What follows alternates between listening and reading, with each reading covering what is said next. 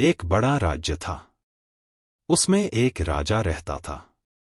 वह अपने प्रजा के बारे में हमेशा अच्छा ही सोचता था। राजा को 3 पुत्र थे।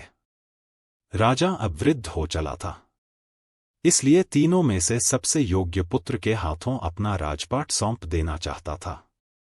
एक दिन उसने तीनों राजकुमारों की योग्यता की परीक्षा लेने के उद्देश्य से उन्हें अपने पास बुलाया और उन्हें एक एक बीज देकर कहा, पुत्रों, मैं चाहता हूं कि तुम तीनों इन बीजों को एक एक गमले में लगाओ और 1 वर्ष तक उसकी अच्छी तरह देखरेख करो।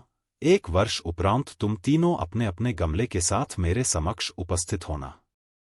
तुम अपने साथ क्या लेकर आते हो, वह देखकर मैं तय करूंगा कि तुममें से कौन मेरा राजपाट संभालेगा। तीनों राजकुमारों ने राजा से वे बीज ले लिए और शाही बाढ़ में जाकर अपने लिए एक एक गमला चुनकर उनमें अपने अपने बीज बो दिए। उस दिन के बाद से वे रोज शाही बाढ़ में जाकर अपने बीजों की देखभाल करने लगे। 1 वर्ष पूर्ण होने के उपरांत राजा ने तीनों को अपने पास बुलवाया। तीनों राजकुमार अपना अपना गमला लेकर राजा के पास पहुंचे। जहां दोनों बड़े राजकुमार प्रसन्न थे, वहीं सबसे छोटा राजकुमार उदास था।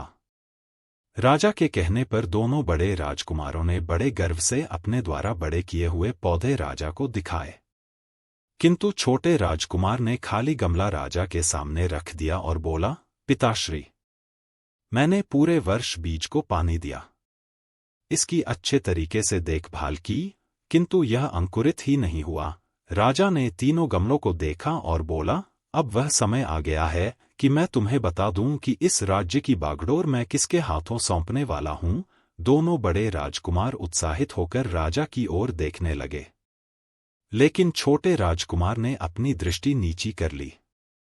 उसे पता था कि खाली गमला देख राजा उसे अपना उत्तराधिकारी नहीं बनाएंगे। अगले की क्षण राजा ने घोषणा की, इस राज्य की बागडोर मैं छोटे राजकुमार के हाथों सौंपता हूं।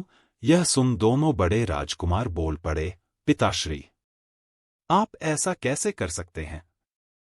हम आपके द्वारा दिए बीज से उत्पन्न पौधों के साथ उपस्थित हुए हैं, और छोटे राजकुमार का गमला खाली है।